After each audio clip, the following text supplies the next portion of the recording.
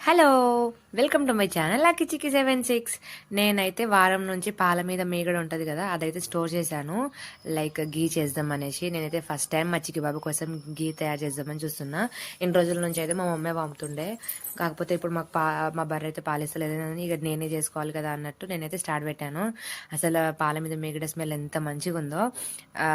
ఇదైతే long video కావాలంటే నాకు కామెంట్ చేయండి, చేసేద్దాం.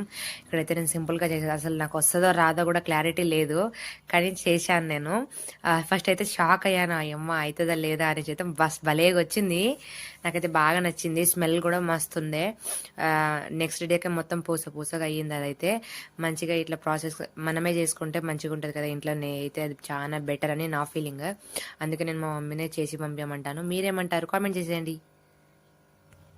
1 వీక్ స్టోర్ చేస్తే నాకు ఇంత నెయ్యి వచ్చేసింది. మీరు కూడా ఇట్లనే చేసుకుంటారో కామెంట్ చేయండి.